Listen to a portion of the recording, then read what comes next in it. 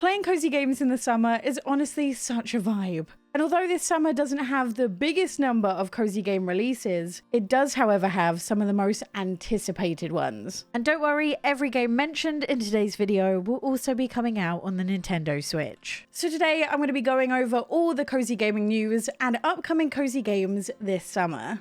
First up, let's start with some of the biggest news, and that is that Tales of the Shire, one of the most anticipated cozy games of 2024, finally has a release date, and that is Holidays 2024. I have never in my life wanted a cozy game to be good this badly. I absolutely love Lord of the Rings, and to have a cozy game based on it is literally a dream come true, as this is not only based in the universe, but it's all about living as a hobbit in a hobbit town. And it's honestly everything I have ever wanted. This is essentially a hobbit life sim, and this begins with you creating your very own hobbit. You then get to spend your days in the town of Bywater, a town that's not yet established as an official village in Hobbiton, but you set off to try and do your part in helping the town flourish. And in this, you can decorate your hobbit hole, you can tend to your garden, you can fish, forage, trade, and even cook and share food to foster your relationships with other hobbits. And hopefully by working together, you can put Bywater on the map by becoming an official village. Now, although the trailer is pretty good, there are a ton of features that the trailer didn't really allude to that are written on the Steam page. Like the ability to go and explore secret glades and find lost treasures, the fact that there's a daily weather cycle, but also seasons with seasonal crops and surprises, which I'm hoping means things like festivals, and also the ability to throw dinner parties, which is just such a Hobbit vibe, and I love it. And although there's been a lot of talk about how people feel about the graphic style of the game, this is something I am really excited about. It has a lot of potential. I just hope they do Lord of the Rings justice. Another game we just got news about is Farlands. Now this is releasing on July 24th on PC, but has now been announced on the Nintendo Switch sometime in 2025. Now this is a life and farming sim that starts off with a little bit of a difference, as the game begins with you buying an entire planet. And no, this isn't a farming sim where for the first time ever you start off mega rich. It's because this planet was practically given away for free. So you decide to leave your stressful life in a crowded city to start a brand new one on your very own planet. But seeing as it was so cheap, there is of course a catch. Because the planet you bought is actually an abandoned rock on an outlying solar system. And armed with nothing but a worn out ship and a personal assistant drone, you set off to restore the planet. But of course, there's a lot more to this abandoned rock than meets the eye. Like for example, there's still locals that you have to tend with and try and please, and many secrets to uncover. And one thing that really stood out to me about this life and farming sim is the ability to go off to other planets to not only explore, but to also get rare resources that you can bring out to help you and your farm out.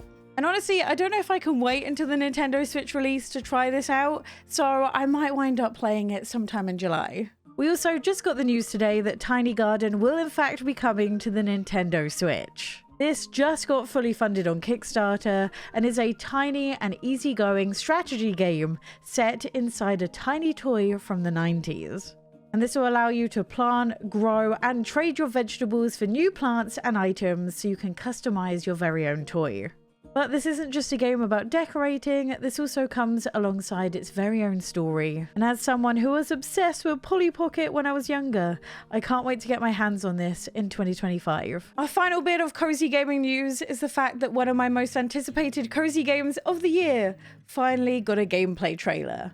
This is Neva. And if this game style looks familiar, that is because this is made by the makers of Grizz, which we all know is not only spectacular, but also one of the most renowned cozy games of all time. And seeing this gameplay trailer has made me more excited than ever to get my hands on this game. And it's such a shame that we still don't have a release date other than 2024. Now, the Steam page describes this as being an emotionally charged action adventure, which I love because the trailer alone was emotional enough. Neva follows the story of Alba, a young woman who, after a traumatic encounter with a dark force, winds up bound to an adorable wolf cub. And this follows their journey through a once beautiful world that is now decaying all around them. And over time, their relationship grows and changes as they do, seeing the wolf cub grow up from a rebellious cub to an adult trying to forge their own destiny, testing their relationship with one another. But together they must do whatever it takes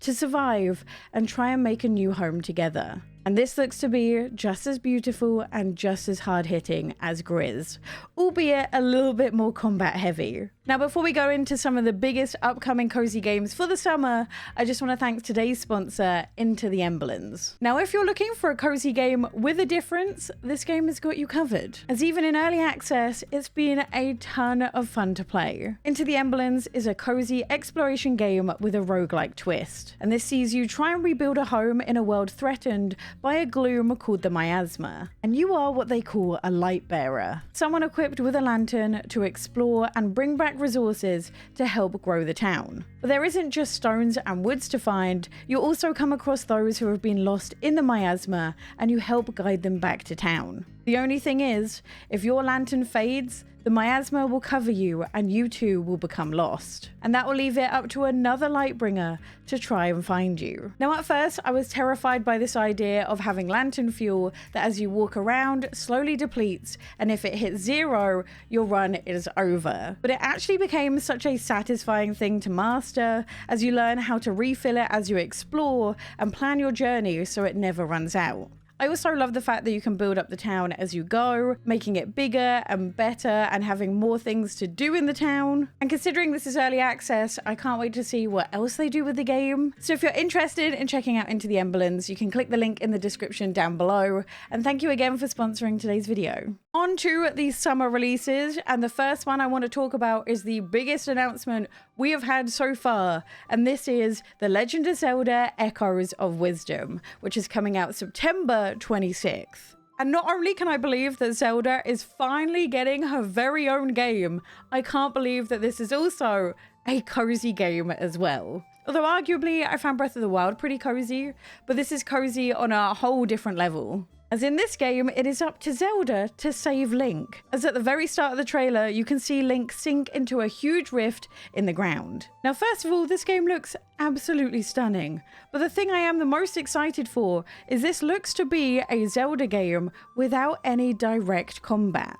As instead of being armed with a sword and shield or even a bow, you have this staff and the ability to call on these things called echoes. This is essentially a copy of not only inanimate objects, but also different enemies as well. And Zelda can manifest these items to either help her out in puzzle-like situations, like for example scaling up a cliff, or even summon enemies to fight for her, with each of the different monsters you copy having their very own ability, so you can pick and choose the right one for the situation. So this gives a sandbox-like approach to not only solving puzzles, but getting around different obstacles as well. And despite the fact that you play as Zelda, there's so many elements of classic The Legend of Zelda in this game that make it familiar yet so different. Now, I'm going to be real, I was not expecting to see a brand new Zelda game come to the Switch. I thought we maybe would get a remake or a remaster, but definitely not this. And although I am incredibly excited for it, I just hope this doesn't suffer the same fate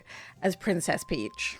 Next, we have Bloomtown. Now, this just says Q3 2024, which in theory means summer, so fingers crossed it doesn't get delayed, as this looks to be really interesting. And don't worry, not only is this coming out on PC, but also Nintendo Switch as well. This is a narrative JRPG monster catching game, and I love the fact that this is potentially a cozy game with a bit of a dark twist. This is set in the 1960s and follows Emily and her younger brother Chester, who set off to their grandpa's quiet town for the summer. But right when you start to settle down, you realise that things aren't quite right, because children begin to disappear and nightmares start to feel all too real. And soon you discover that a demon world exists right under this quaint town. So naturally, it becomes your job as a child to unravel this mystery and save the town. But this isn't something you can do alone. So you set off to try and tame the demons from the underside to join your team and use them in turn-based battles to help you on your way. This is just Stranger Things vibes in a JRPG, and I'm living for it. Hopefully we'll get a release date soon, and fingers crossed the Switch release date is the same time as the PC one. Next up is a Star Named EOS, which is coming July 23rd. Last time I mentioned this game, we had no official release date, but we finally got one. And this is a story-rich puzzle adventure built around photography. And this will see you explore a beautiful hand-drawn world, recreating photos from the past to help Dee out on his journey following in the footsteps of his absent mother. As when Dee was younger, he received letters from his mother on her travels. And by recreating these photos, he sets out to try and uncover the truth, unlocking fragmented memories as he goes. And not only does this game look visually stunning, it's also completely voice acted as well, and will be releasing on the Nintendo Switch. We also just got news today that Mika and the Witch's Mountain will be coming to Steam and Nintendo Switch August 21st. And if you're someone who loves Kiki's delivery service, then this is probably going to be the game for you, as this is a fantasy adventure about an aspiring witch who delivers packages to the townspeople of this small island. And this story follows a young witch who's trying to make it to the top of the Witch's Mountain. The only issue is your broom is just not powerful enough to do it. So you take the job of delivering packages to try and get enough money to upgrade your broom and hopefully make it to the top. Now, one of the things I really enjoyed about this when I played the demo was the fact that the condition of your package made a difference. So for example, if you dropped the package, if you got it wet, or if you messed up with it at all, then when you delivered it, you'd get less money for your delivery. But don't worry, you won't just be working, you'll also be able to explore every nook and cranny of this wonderful small island. And I guess now we have to do what we always do and hope that the Switch port is a good one. Then on July 30th, we have the Garden Path. This is a life sim all about the joys of gardening and about celebrating the small moments. This is another game that runs on in real life time and is designed to be played in short bursts, so the perfect game to incorporate into a cozy gaming routine. And these dailies will include anything from tending to your garden, fishing, decorating, and completing quests as you encounter travelers, events, and activities. This is also a great game to play with a friend as it's co-op too. Then on August 8th, we have Cat Quest 3. And this is a great game because not only do you get to play as a cat, it's also a game that is just chock full of cat puns. There are so many that we're about to encounter, so buckle up. This is an open world adventure set in a pirate world, the Caribbean to be exact. And this world is swarming with rats. I mean, I did warn you. And they're searching for something called the Northern Star, which is a long lost treasure. But it turns out they're also on the hunt for you. So you set sail in your own ship in search of treasure, and with dungeons to explore, biomes to traverse, and battles to fight, there is plenty to do. And unlike the previous games, you also have the ability to sail across the seas, so there's more than ever to explore. And not only can you play this by yourself, there's also a brand new co-op mode with co-op battling as well. And these games are always priced so well, so are always worth checking out. Next up is Magical Delicacy, which comes out on July 16th on PC and Nintendo Switch.